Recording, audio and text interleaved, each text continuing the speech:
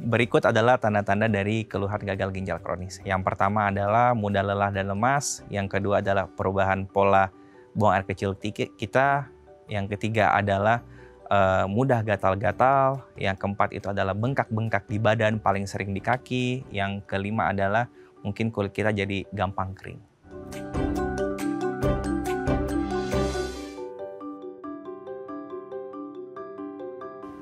Halo pemirsa, apa kabar Anda hari ini? Senang sekali saya Raden Madlias dapat kembali menemani Anda dalam sebuah program Tusuk Inspiratif. Ini dia Bincang Sehati.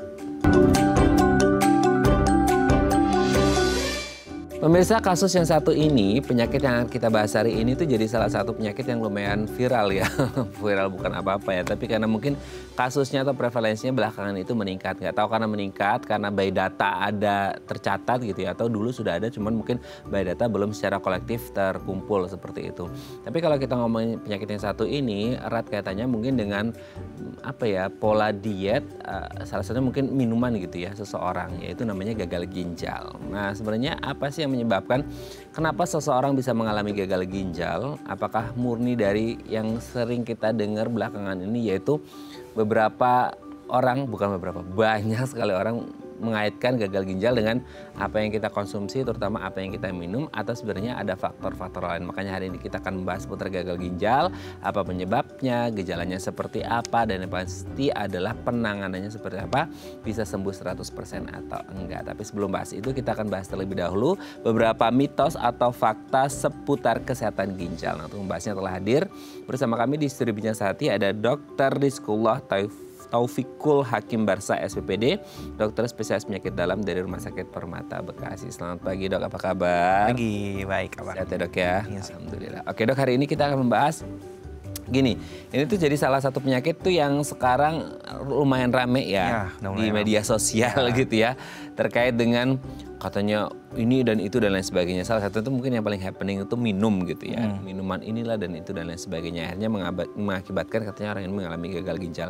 Sebelum kita ngomongin gimana cara mengatasinya, kita ngomongin mitos faktanya dulu ya Dok ya. Yang pertama adalah sering gatal-gatal nih katanya bisa jadi ada masalah di ginjal nih pemirsa ya. Betul nggak sih kalau ada masalah di ginjal itu pasti orangnya akan mengalami gatal-gatal. Nah, itu gatal-gatalnya kayak di sekujur tubuh kah gitu ya. Kan kalau kita ngomongin kayak gatal ini lebih ke kulit gitu ya. Kenapa betul. Ada hubungan dengan ginjal? Betul nggak sih kalau ada hubungan antara gatal-gatal dan keluhan di ginjal gitu Dok? Oke, jawabannya itu adalah fakta. Waduh. Betul, memang ada hubungannya antara gatal-gatal dan gagal ginjal ini. Kenapa bisa ada hubungannya? Karena ternyata racun-racun atau ureum atau uremia yang harus dikeluarkan oleh ginjal itu tidak bisa dikeluarkan oleh ginjal secara maksimal. Sehingga dia tuh numpuk dalam tubuh kita. Yang dimana racun itu nanti kalau dia numpuknya di kulit itu akan menyebabkan gatal-gatal. Biasanya sih untuk lokasinya itu di seluruh tubuh. Jadi nggak ada lokasi-lokasi tertentu, apakah di tangan, di kepala atau apa enggak. Dia tuh random aja, dia bisa di mana aja. Jadi itu maksudnya fakta itu kayak sebenarnya. Racun-racun, mungkin kita agak sedikit ini boleh. Ya pengetahuan lagi ya gitu ya. Ginjal, racun, terus dia keluarnya lewat pori-pori kulit mungkin, atau bukan lewat pori-pori kulit, tapi dia mengendap di situ kalau kita gampangnya lah. Jadi karena dia tidak bisa keluar lewat ginjal, akhirnya dia tertahan dalam tubuh kita. Makanya tertahan, akhirnya kita gatal-gatal. Dia itu maksudnya racun-racun itu tuh mengendapnya gimana? Maksudnya kayak kan kulit kan sebagai organ yang paling luas ya di tubuh kita gitu kan ya. Terus kemudian dia nyebarnya itu gimana gitu? Kalau ibarat kata kalau kayak darah kan dia mengalir ke pembuluh darah di sekujur tubuh kita. Tapi kalau ke kulit tuh prosesnya gimana? Ini unik soalnya nih. Oke, jadi kalau misalnya kan tadi kita bilang racun ya, racun uremia itu yang dimana awalnya itu pasti dia akan ada di darah. Yang dimana kalau sesuatu yang di darah itu pasti akan disirkulasikan atau diedarkan ke seluruh tubuh. Betul. Karena darah itu sifatnya kalau saya bilangnya itu kayak mobil lah. Dia mengantar semua makanan dan lain-lain dan vitamin dan kawan-kawan. Salah satunya juga nih kalau misalnya racunnya tidak bisa terbuang, pasti dia akan ikut beredar juga tuh di seluruh tubuh. Kalau dia misalnya dia hinggap di di kulit atau apa, dia bisa bikin gatal-gatal. Kan kalau bagi sebagian besar orang yang punya masalah di kulit, let's say ya, mungkin orang nggak begitu nggak kalau ternyata di kulitnya itu bukan karena masalah kulit tapi masalah ginjal gitu ya, Dok ya. Mungkin orangnya kayak eksim dan lain sebagainya lah, ada beberapa penyakit kulit banyak yang mungkin sifatnya kayak hilang timbul karena satu faktor pemicu sehingga akhirnya terjadilah ya, nggak tahu alergi atau apalah gitu ya. Nah kalau untuk yang sifatnya atau asalnya dari ginjal ini, dia sifatnya menetap atau hilang timbul atau bisa jadi gejalanya itu agak samar dengan penyakit kulit yang lainnya gitu. Sebenarnya itu pertama pembedanya adalah pasti ada faktor pemicunya. Jika misalnya itu gejalanya karena eksim kah atau alergi atau apa, kan pasti ada faktor pemicunya. Yang ini tidak ada nih. Ini kayak ibarat kayak gatal-gatal nih yang tidak bisa disebabkan dan tidak bisa dijelaskan oleh penyebab apapun. Tiba-tiba kok gatal terus ya. Saya udah garuk kok nggak hilang-hilang gatalnya ya. Nah itu berarti kemungkinan sih ada penyakit di ginjalnya. Tapi kan gatal itu ibaratkan itu gejala yang umum. Betul. Belum tentu kita gatal-gatal terus ginjalnya kena, enggak gitu loh. Karena gatal itu kayak sekumpulan gejala dari penyakit ginjal, dan juga itu penyakit lain pun juga banyak gejala gatal-gatalnya. Jadi memang kalau emang gatal-gatal tuh alangkah baiknya kita kayak memeriksa ke dokter. Oh, itu bisa meluas, Dok? Bisa meluas. Dari satu gejala itu pun dia bisa meluas ke penyakit yang lain. Waduh. Gitu. Karena gatal-gatal itu gejala dari berbagai macam penyakit, bukan satu penyakit aja. Salah satunya adalah ginjal. Salah satunya ya. ada ginjal, tapi bisa juga penyakit yang lain. Kayak gitu. Tapi kalau tanya apakah ada hubungannya, jawabannya ada. Itu dia. Baru tahu ya ternyata ginjal hubungannya dengan kulit juga ya. Karena ada tumpukan-tumpukan racun yang tidak bisa dikeluarkan oleh ginjal dan akhirnya mengendap di kulit kita. Itu harus berhati-hati ya. Kalau Anda punya keluhan di kulit, gatal kayaknya udah lama banget, nah Anda harus berhati-hati ya. Oke, kita lanjut yang kedua, Dok. Wah, ini nih, ini yang paling gongnya nih ya. Katanya minuman berenergi itu buruk untuk ginjal. Waduh, sekarang itu ya minuman berenergi, juga minuman berwarna, minuman berasa terutama yang manis gitu ya, dan segala macam lah minuman kemasan dan lainnya ya gitu. Itu tuh katanya sangat berbahaya untuk ginjal, betul nggak sih, Dok? Oke, jawabannya adalah betul, itu adalah fakta. Waduh. Karena ternyata dalam minuman berenergi ya, itu rata-rata itu kalau kita baca komposisinya kan banyak tuh, pasti itu dia lebih tinggi itu adalah glukosanya atau gulanya. Masalahnya tuh kayaknya nggak banyak yang baca, Dok. Iya, kan, wah enak nih manis. Nah, ya kan?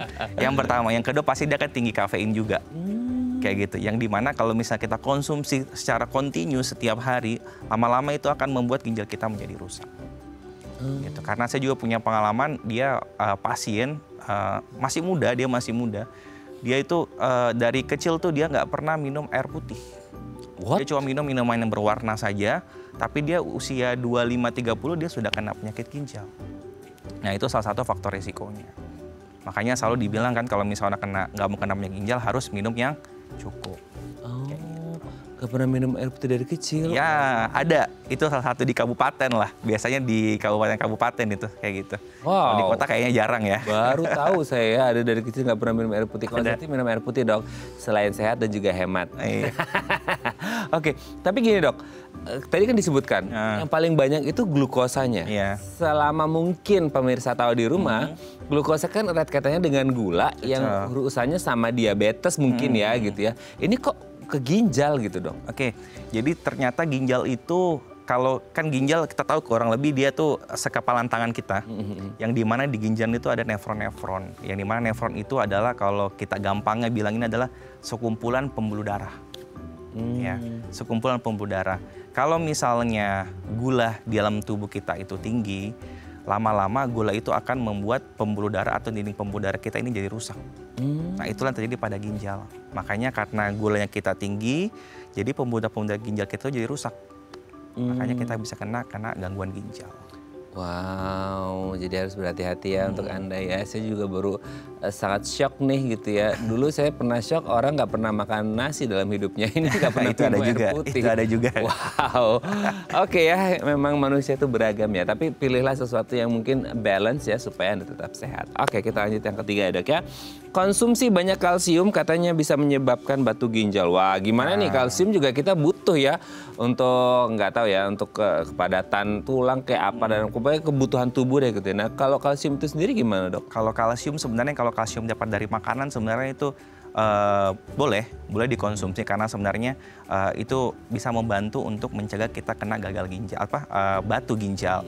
Tetapi yang tidak boleh itu adalah yang berlebihan. Contoh kita misalnya pakai suplemen kan vitamin kalsium biasanya banyak itu dan kita pakai berlebihan, nah itu baru yang menyebabkan batu di ginjal.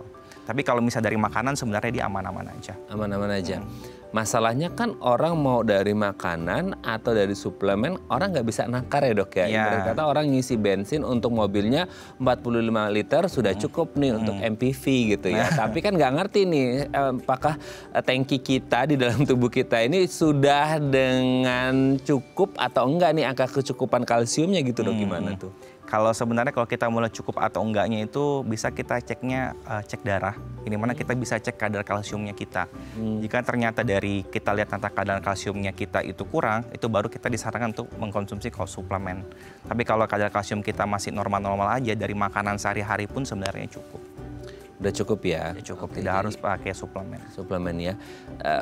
Bisa nggak sih kalau ya ini kalau aja. Kalau bisa nggak, kalau suplemen kan kadang orang nggak bisa ngukur ya. Misalnya kayak memang karena bentuknya kecil jadi orang pikirnya masih sedikit nih dosisnya gitu ya. Gitu ya.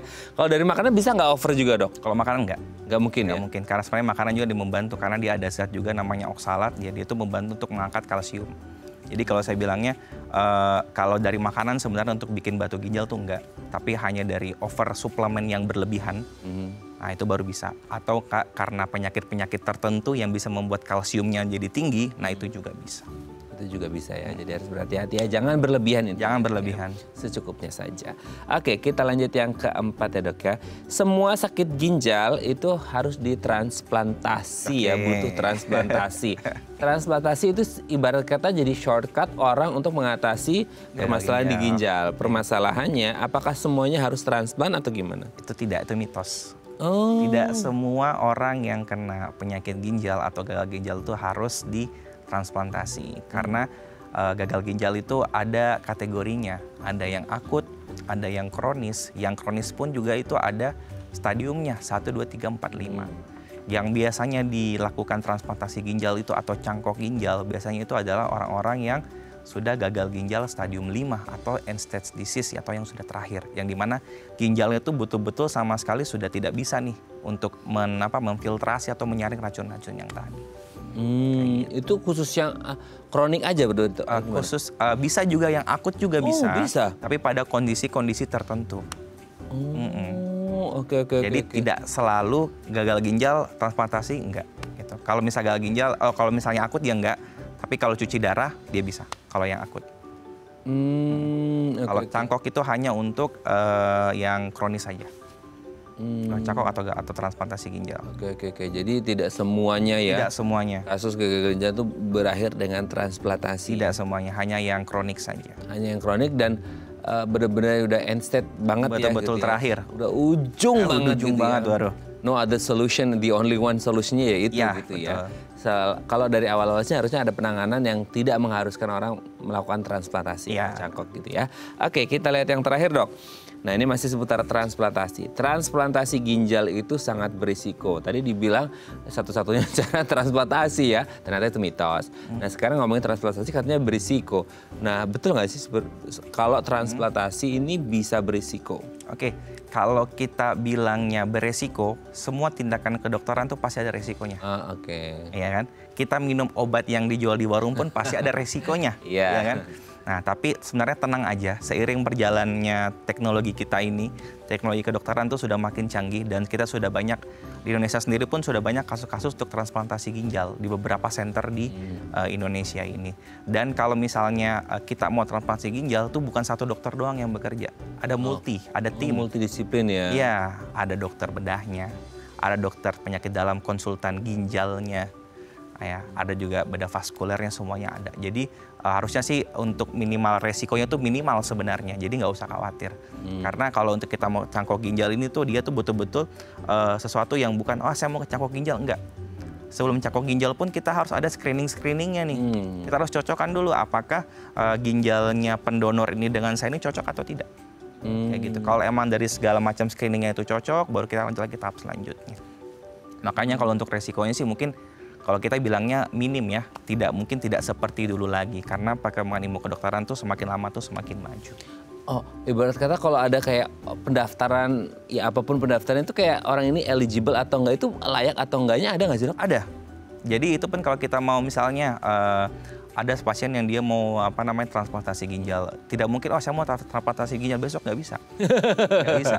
Karena pertama, pasti kendalanya adalah kita harus mencari donor yang cocok. Belum tentu misalnya si A ini dia mau mendonorkan ginjalnya cocok sama saya. Ya kan? Otomatis kita harus mencari dulu pendonor yang cocok, dan itu mencari pendonor itu susah. Harus dari keluarga atau bisa jadi luar keluarga? Bagusnya itu adalah dari yang saudara karena genetiknya sama. Tapi kalau dari luar pun bisa. Nanti kita biasanya matchingkan itu apakah dia cocok atau tidak. Karena kalau misalnya tidak matching dengan tubuhnya kita, itu bisa menjadi penolakan. Sehingga bukan malah jadi ginjalnya bagus, tapi ginjalnya makin buruk. Kayak gitu. Oke. Ya, jadi ya keputusan transplantasi sekali lagi ya itu tidak bahasa Inggris itu sak-desaknyet gitu ya, langsung. Tidak, saya mau saat sekarang enggak. Iya. Ada proses yang harus dilakukan, dan itu perlu pemeriksaan berkali-kali. Betul, dan berisiko atau tidaknya semua tindakan pasti ada resikonya, tapi semuanya diminimalkan karena ada multidisiplin ilmu yang ada di situ. Gitu ya. Oke, terima kasih Dok sudah terjawab pintas faktornya. Nanti kita lanjut ngomong gagal ginjal ya. Boleh, selanjutnya ya. Oke, pemirsa, kami akan kembali saat lagi tetap bersama kami di Bincang Saat.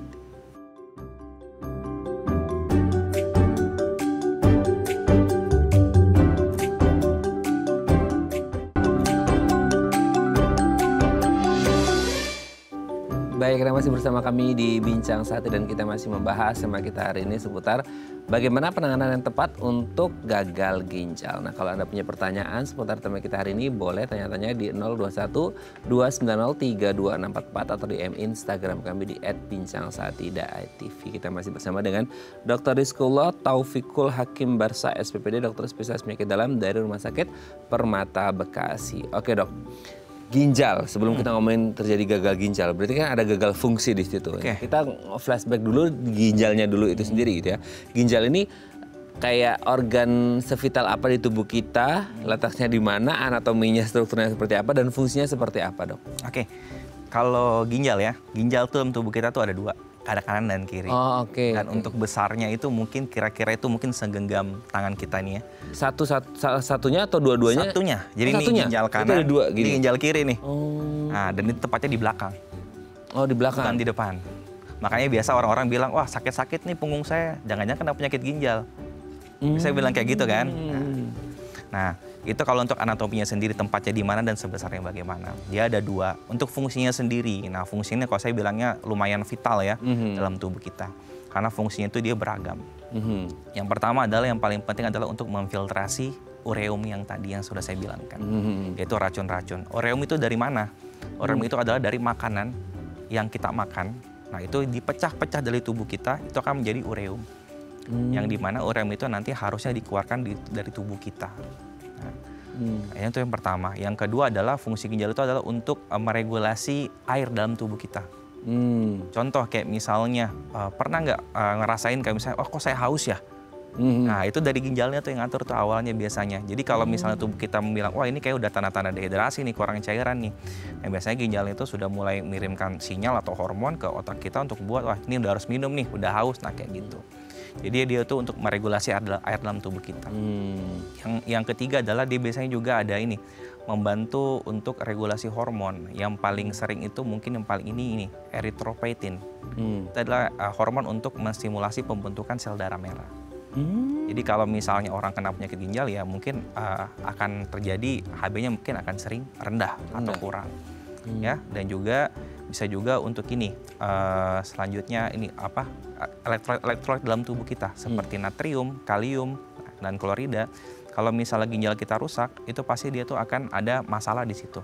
Entah natriumnya jadi lebih banyak atau natriumnya jadi lebih rendah, atau kaliumnya lebih tinggi atau lebih rendah. Nah, itu bisa mempengaruhi di situ karena dia tuh meregulasi reabsorpsi atau penyerapan dari elektrolit itu sendiri. Banyak ya, Dok? Banyak fungsinya. Makanya itu kalau hitung kita nggak ada, wah udah kita ini susah semuanya. Betul ya, mengeluarkan ureum, terus regulasi air, hormon, elektrolit dan lain sebagainya itu kan jadi sangat vital sekali gitu. Nah, sekarang ada kasus gagal ginjal gitu. Berarti gagal ginjal ini kondisi yang benar-benar mengganggu fungsi dari si ginjal ini secara menyeluruh atau gimana, Dok, kalau menyeluruh? Ginjal? Menyeluruh. Jadi kalau misalnya ginjal itu kan terdiri dari jutaan nefron ya, kalau kita tahu nefron. Yang dimana mungkin kalau cuma 1-2 sih mungkin dia masih belum terpengaruh. Tapi kalau dia sudah banyak nefron yang rusak, ya itu berarti udah mulai terpengaruh tuh semua tuh. Lama-lama jadi fungsi-fungsi yang tadi kayak gitu. Gagal ginjal itu sendiri membuat fungsinya menurun secara drastis atau gimana? Maksudnya kayak kondisi ginjal ketika dinyatakan gagal ginjal itu seperti apa? Maksudnya gangguan di nefron-nefron itu tuh yang membuat fungsi ginjal jadi langsung drastis atau ada gangguannya seperti apa? Oke, kalau gangguannya sendiri itu adalah, kan tadi saya bilang ya, di ginjal itu nefron tuh ada banyak. Jadi kalau misalnya ada satu yang rusak, dia bisa digantikan pakai yang lain. Jadi mungkin kalau cuma rusaknya cuma berapa, itu mungkin dia tidak akan terlalu signifikan gejalanya. Tapi kalau dia rusaknya sudah banyak dan berlangsung lama, biasanya sudah mulai kentara tuh atau kelihatan tuh gejala-gejalanya. Kayak misalnya yang racun tidak bisa keluar, tiba-tiba kok sering lemes mulu, atau enggak mungkin kakinya bengkak-bengkak, nah seperti itu. Nefron yang rusak itu kan ada banyak dok ya. Nah itu kan yang lainnya kan bisa menggantikan. Nah, yang rusak ini dia bisa regenerate nggak? Nggak bisa. Nggak bisa regenerate lagi. Berarti kayak kalau kerusakan nefronnya semakin banyak tidak bisa regenerate, makanya akhirnya mereka ada di kondisi gagal ginjal. Gagal ginjal, betul. Seperti itu. Nah sekarang kita perlu tahu nih, apa saja yang menyebabkan kenapa nefron-nefronnya bisa rusak sehingga orang masuk ke state gagal ginjal. Oke, kalau misalnya itu banyak penyebabnya. Yang pertama kan pasti kan ada gagal ginjal akut dan kronis ya. Kita bicara secara general dulu. Yang pertama, kalau misalnya membuat ginjal rusak itu bisa aja kalau kita baginya itu prerenal, renal itu ginjal, pre itu sebelum ginjal, kemudian ada lagi yang intrarenal atau masalah di ginjalnya, yang terakhir adalah postrenal, adalah masalah setelah ginjalnya. Kalau prerenal itu paling sering itu mungkin karena perdarahan masif. Contoh misalnya ada orang kecelakaan lalu lintas nih, tiba-tiba dia berdarahnya banyak darah keluar, itu bisa ada gangguan ginjalnya juga. Kayak gitu, itu yang pertama. Kalau misalnya yang kedua, yang intrarenal itu juga bisa juga karena obat-obatan tertentu juga bisa. Ya, seperti kayak obat-obat pereda nyeri, kan biasanya gampang tuh kita beli tuh. Dan gampang diminum ya. Tapi kalau misalnya kita minumnya setiap hari secara secara tanpa aturan dokter, lama-lama ginjal kita bisa rusak. Oh, mungkin itu yang selama ini orang pikir kayak minum obat bikin ginjal rusak itu karena bukan karena obat yang diresepkan oleh dokter ya. Bukan. Itu catatan penting ya. Tapi adalah konsumsi obat yang dimana obat itu tidak sesuai dengan aturan dokter. Kayak gitu. Tapi konsepnya di masyarakat semua ini salah. Ya kan? Atau yang kedua mungkin aja karena penyakit-penyakit autoimun juga bisa. Kayak misalnya seperti lupus. Nah, itu juga bisa. Atau enggak infeksi di ginjal juga bisa. Yang kalau yang postrenalnya itu mungkin contohnya itu kayak batu ginjal. Bukan batu ginjal, batu di saluran kemih. Ya, jadi batu saluran kemih itu kalau saya ibaratkan gini. Ginjal ini ledeng airnya, salurannya itu ya adalah selangnya. Kalau misalnya selangnya kita mampetin, kita tutup, otomatis kan airnya kan balik lagi ke atas. Betul. Nah itu dia bikin gangguan di ginjal juga. Mampetinnya itu karena apa? Biasanya paling sering sih karena batu. Oh, karena batu di kemih menghalangi jalannya ya? Ya, jalannya airnya ya? Yang dari ginjalnya itu ya sumbatan. Atau bisa juga karena penyakit-penyakit kronik seperti penyakit diabetes atau hipertensi. Atau ya itu pastilah karena rata-rata itu penyebab gagal ginjal di Indonesia paling banyak itu ya kemungkinan besar adalah diabetes. Kayak gitu. Oke. Jadi memang ada beberapa kondisi yang seperti prerenal, intrarenal dan juga postrenal yang mungkin kondisinya bisa berbeda-beda. Pertanyaannya gini, apakah mungkin ada orang yang mengalami keduanya atau ketiganya dalam waktu bersamaan, Dok? Nanti kita jawab di segmen selanjutnya. Boleh, silakan. Oke, pemirsa, kami akan kembali saat lagi kita bersama kami di Bincang Saat ini.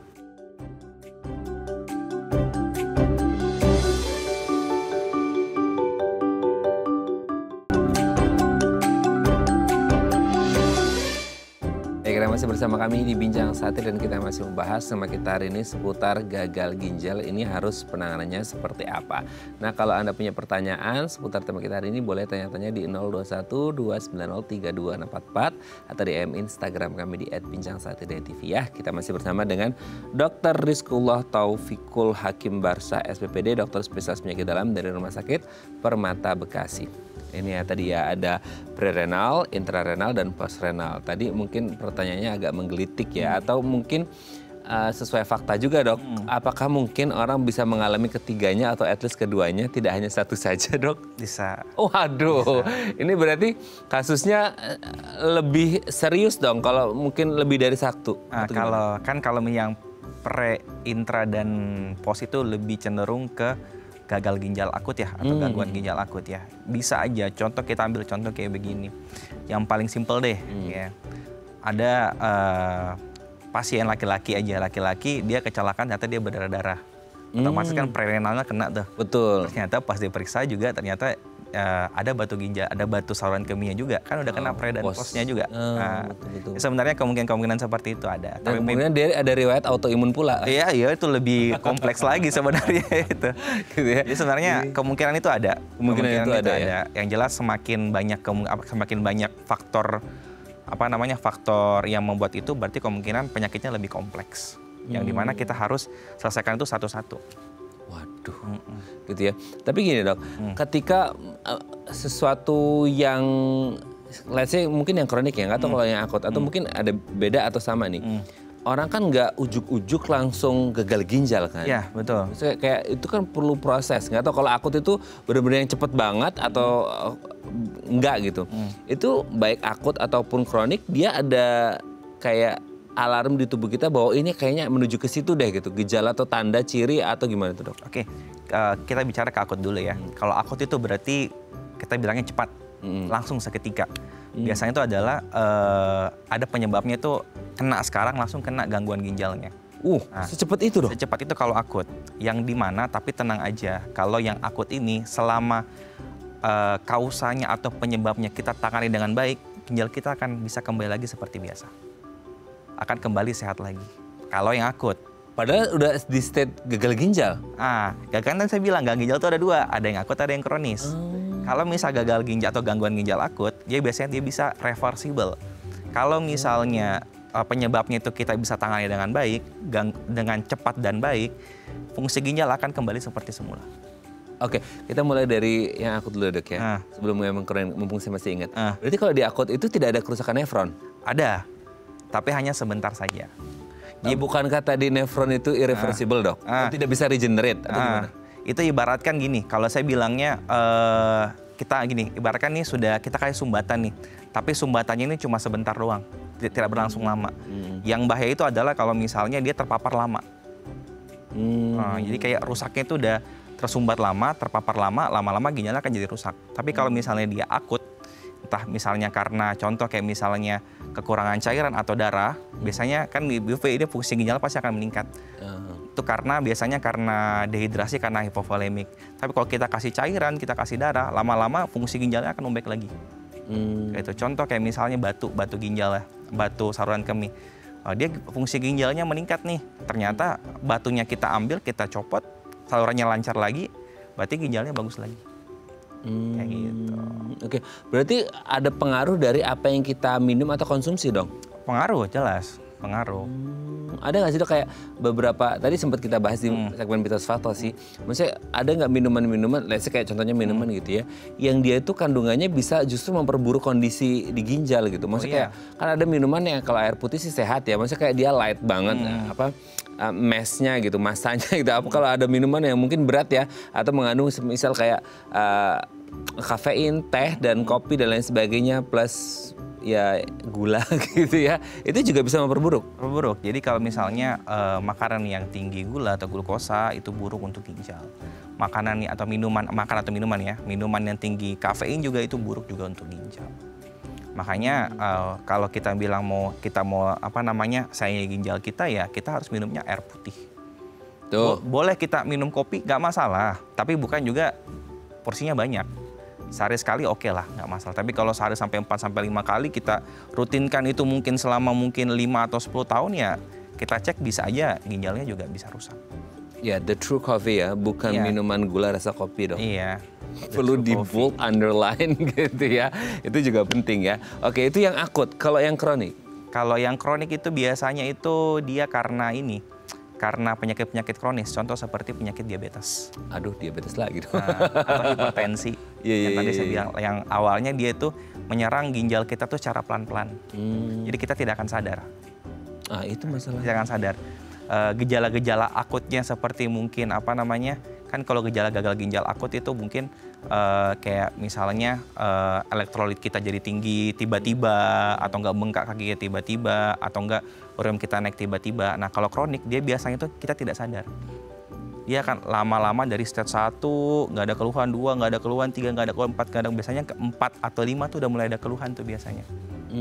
Makanya kita bilangnya kronik dia pelan-pelan kayak gitu. Dan kalau kronik dia biasanya sudah tidak reversible. Karena dia sudah berlangsung lama. Kronik itu rata-rata bisa berjalan atau terjadi berapa lama, Dok? Maksudnya kayak tahunan? Oke, kita bisa bilang ini gangguan ginjal akut dan kronik adalah jika ada peningkatan kreatinin itu lebih dari 3 bulan. Jadi harusnya kalau gangguan ginjal akut itu, misalnya contohlah hari ini bulan Januari saya cek kreatinin saya tinggi. Itu adalah fungsi ginjalnya tinggi. Tapi nanti di bulan depan saya cek fungsi kreatinin saya sudah normal lagi. Nah itu berarti dia gangguan ginjal akut. Ya, bisa aja kemarin karena saya olahraganya berat, kurang minum, akhirnya dehidrasi, ginjal saya jadi rusak. Tapi sekarang saya sudah minumnya udah bagus, jadinya ginjal saya udah bagus lagi. Tapi jika itu bertahan terus sampai 3 bulan, kemudian juga kreatinin atau ureum kita sudah tidak ada perbaikan, itu baru sudah masuk ke gangguan ginjal kronis. Berarti kreatinin itu dia up and down, Dok? Up and down. Tergantung apa yang kita konsumsi ya? Iya. Oh, itu kayak kan gini, Dok, semisal ada orang tuh kan karena kronik ya, Dok ya, karena up and down juga, orang tuh mungkin ya dalam perjalanannya itu dia tahu nih bahwa dia sebenarnya tahu ya ada faktor risiko bahwa minum ini dan lain sebagainya gitu. Terus kemudian dia sadar nih ke depan, saya kurangi deh atau saya hindari gitu. Ke depan dia cheating day-nya kebanyakan gitu lagi. Itu gimana? Maksudnya bisa mengarah ke gagal ginjal yang akut nggak? Karena akut, kronik nggak? Karena kan perjalanannya sangat panjang tuh, Dok. Ya, sebenarnya sesuatu habit yang buruk itu dia bisa mengarahkan ke akut. Karena intinya kalau pola hidup kita yang kurang bagus ya lama-lama juga ginjal kita pasti akan kena juga. Apalagi kan kalau misalnya kita sering minum yang manis-manis kan pasti kena diabetes kayak gitu kan. Apalagi kalau kita suka makan yang asin-asin kan, darah tinggi juga pas kita jadi hipertensi juga. Itu memperburuk ginjal juga. Terus kita harus makan apa, Dok? Nah, secukupnya sebenarnya. Secukupnya ya. Nggak boleh yang berlebih. Jangan berlebihan ya. Oke, Dok, nanti kita lanjut lagi ya di segmen selanjutnya ya. Oke, pemirsa, kami akan kembali saat lagi kita bersama kami di Bincang Saat.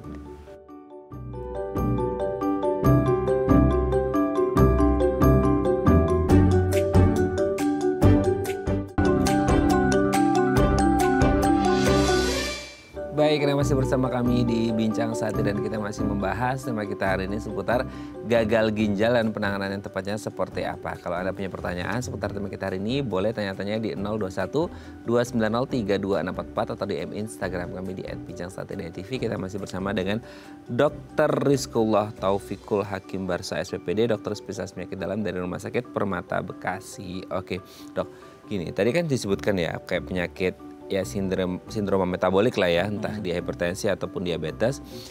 Itu kan beberapa penyakit yang sifatnya bisa mengganggu kondisi ginjal gitu ya. Pertanyaannya, apakah semua pasien DM ataupun hipertensi berisiko gagal ginjal atau enggak atau gimana? Jawabannya adalah semuanya berisiko. Berisiko. Tapi ada yang jadi gagal ginjal, ada yang enggak. Pengaruh ke kayak gula darahnya terkontrol atau enggak atau gimana? Ya, jadi terpengaruh dari apakah dia diabetesnya terkontrol ataukah dia hipertensinya terkontrol. Jika misalnya terkontrol, resiko untuk kena gagal ginjal itu mungkin lebih sedikit. Tapi resiko tetap ada, tapi akan lebih sedikit daripada orang yang sama sekali tidak kontrol itu tensi dan gulanya. Kayak gitu.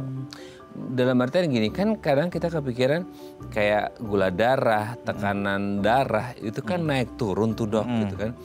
Kadang kan orang nggak bisa setiap hari setiap saat cek ya, Dok, gitu kayak nggak ngerti nih, mungkin seminggu sekali atau sebulan sekali atau beberapa bulan sekali orang baru ngecek gitu ya. Apalagi yang ngeceknya cuma pas MCU doang gitu atau ya. Pas kontrol doang biasanya. Pas kontrol doang gitu ya. Nah itu gimana? Maksudnya kan orang nggak ngerti nih, masih abu-abu nih nanti ginjalnya kena atau enggak nih gara-gara si DM dan teman-temannya itu gitu. Oke, pertama adalah jika orang memang sudah ada faktor resikonya seperti diabetes atau hipertensi, itu disarankan selalu untuk melakukan cek screening fungsi ginjal. Itu per 6 bulan sekali. Kalau misalnya orang puasa sudah ada faktor resiko nih, seperti contoh misalnya diabetes, hipertensi, atau enggak penyakit autoimun, bagusnya tuh tiap 6 bulan sekali itu dicek. Atau kalau misalnya ada keluhan-keluhan yang mengarah ke ginjal, itu bagusnya dicek. Karena kita nggak tahu nih kapan dia bisa kenanya. Seperti itu. Kalau misalnya orang yang normal nggak ada faktor resiko, sehat-sehat aja, bagusnya mungkin setahun sekali atau 2 tahun sekali bagus. Tapi saya sarankan bagusnya setahun sekali untuk lakukan MCU. Kalau misal dia autoimun tanpa diabetes dan hipertensi, tapi kan mereka konsumsi steroid, itu gimana dok? Nah, kalau misalnya itu nggak apa-apa, nggak masalah.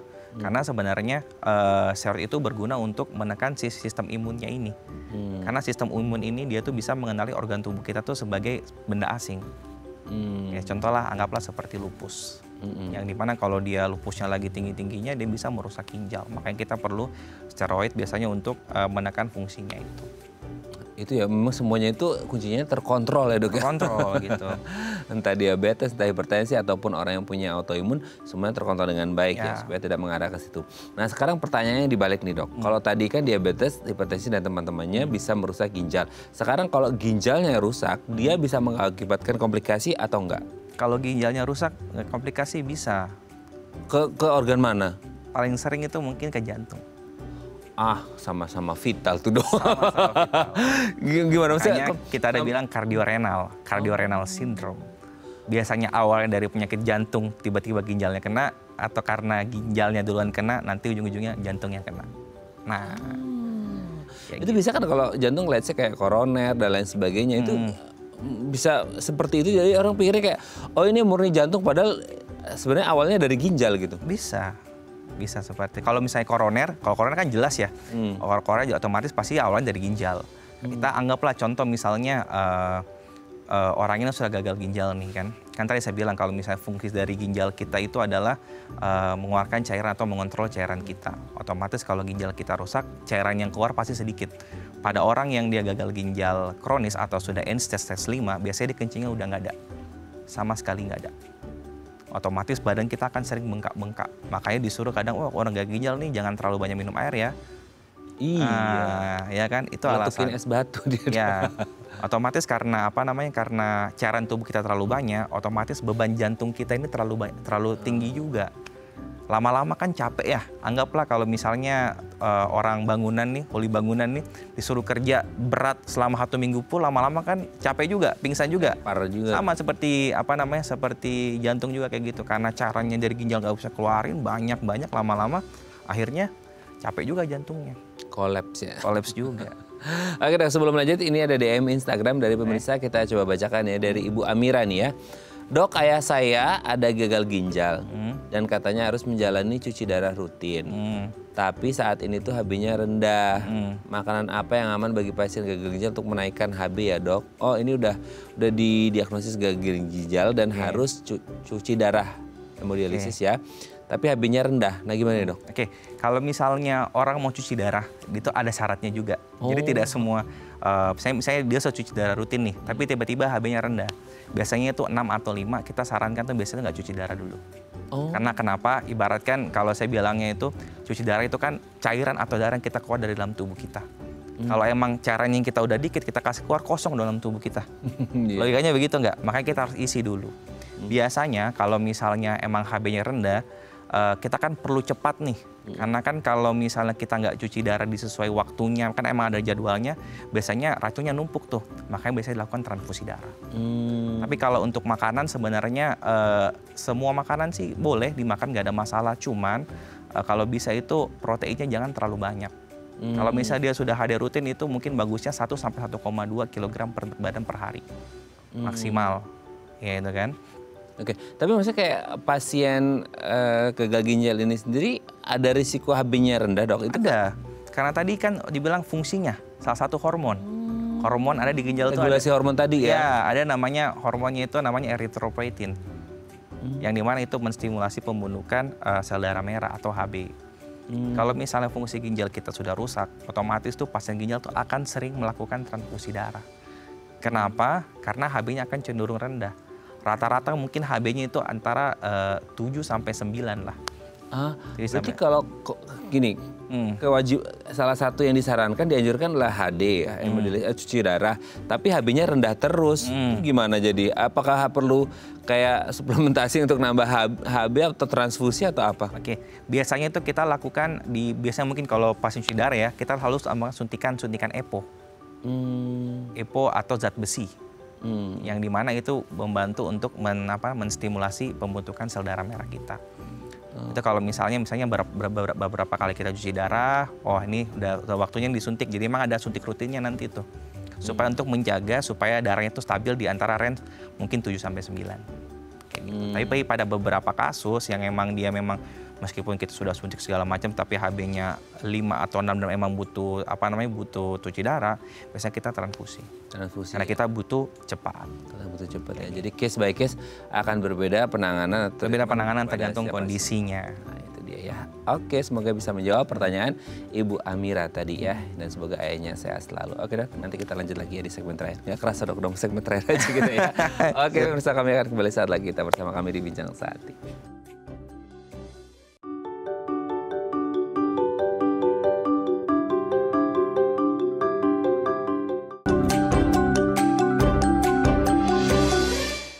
Baik, kita masih bersama kami di Bincang Saati dan kita masih membahas sama kita hari ini pengobatan atau penanganan yang tepat untuk gagal ginjal, masih bersama dengan Dr. Rizkullah Taufikul Hakim Barsa SPPD, dokter spesialis penyakit dalam dari Rumah Sakit Permata Bekasi.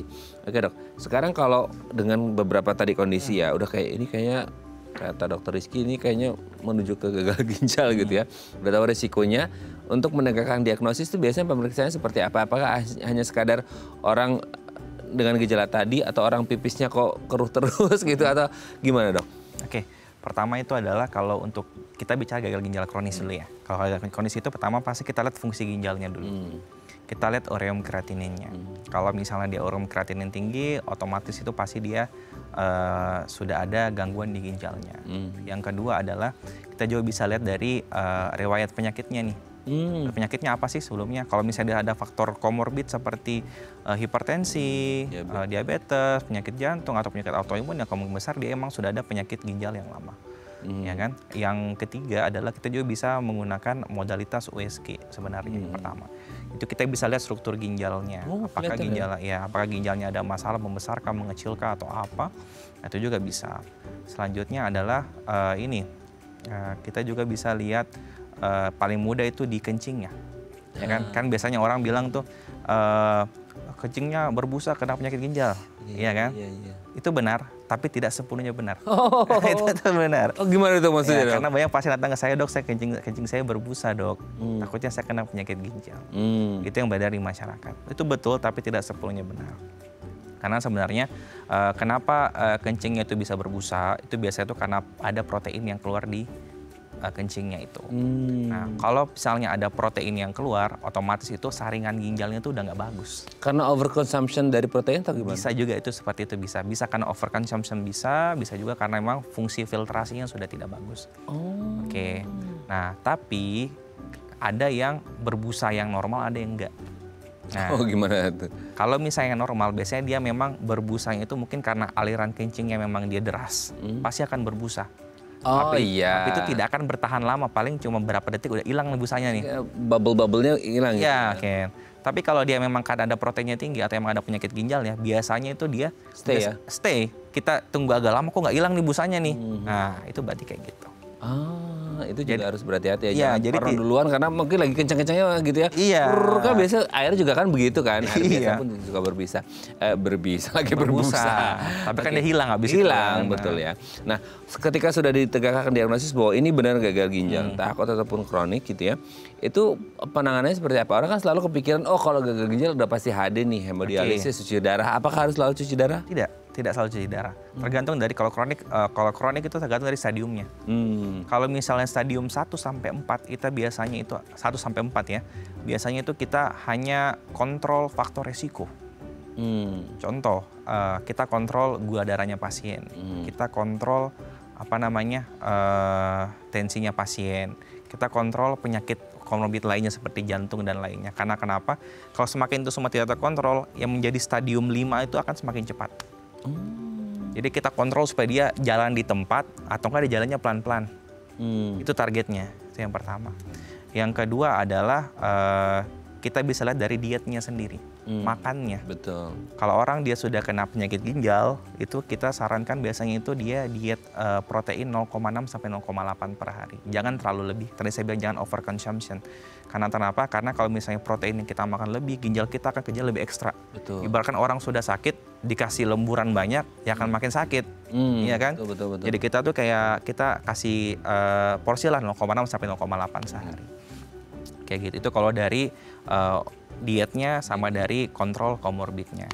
Kecuali kalau dia sudah sampai di stadium itu kan 5, itu biasanya itu kita sudah bilang, wah ini sudah stadium 5 Pak, fungsi ginjalnya sudah tidak terlalu bagus lagi. Biasanya kalau stadium 5 itu dia kencing yang mungkin dia sudah tidak ada, segala macam yang mau nggak mau itu baru kita lakukan tindakan terapi pengganti ginjal seperti cuci darah. Kayak gitu.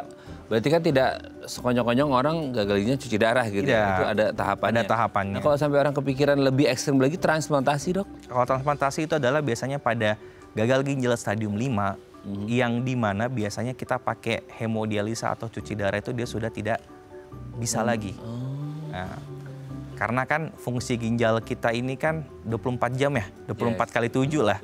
Sedangkan cuci darah itu anggaplah rata-rata itu seminggu tuh 3 kali. Nggak yang mana nutup tuh ya? cuma 4 jam doang. Ya pasti nggak nutup dong. Ya, ada beberapa yang nutup, tapi mungkin ada beberapa yang kita udah cuci darah kita kita lanjutkan ternyata dia nggak nutup juga. Nah itu salah satu kandidat dari transplantasi ginjal. Tapi seperti tadi saya bilang kalau transplantasi itu sendiri ada lagi screeningnya. Kita harus lihat lagi apakah orangnya ini ada penyakit yang berat nggak, contoh penyakit kanker. Ya kan, kalau misalnya ada penyakit kanker ya kita biasanya nggak bisa nih kayak gitu, atau enggak penyakit-penyakit lainnya yang memang penyakit kronis lah yang berat. Oke, jadi tidak melulu bahwa orang dengan kondisi gagal ginjal harus selalu HD atau hemodialisis atau cuci darah, ataupun lebih ekstrim lagi transplantasi atau tidak selalu ginjal. Selalu ada kriterianya. Akan lebih baik kalau diperiksakan kayak stage 1 sampai 4 untuk menghindari si cuci darahnya ini, karena barangkali kalau akhirnya berlanjut tanpa orang ini sadari, meskipun sudah tahu ada faktor risiko ya dok, ya kadang-kadang kan orang lumayan denial ya dok ya. Datang ke dokter udah kayak, dok kondisinya seperti ini, wah ini sudah harus HD bu, oh nggak bisa nih. Karena dari awal harusnya bisa dihindari dan dipreventif supaya tidak dicuci darah ataupun bahkan transplantasi. Ya, dan itu pun kalau mau hemodialisis ataupun transplantasi itu prosesnya panjang ya, tidak serta-merta datang HD enggak. Betul. Gitu. Oke, terima kasih. Betul.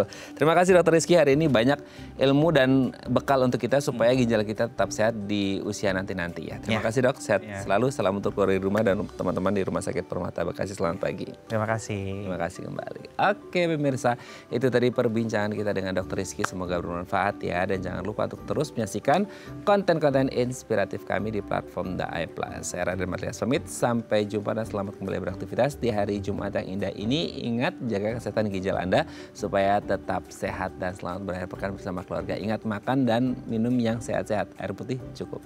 Sampai jumpa. Terima kasih dok.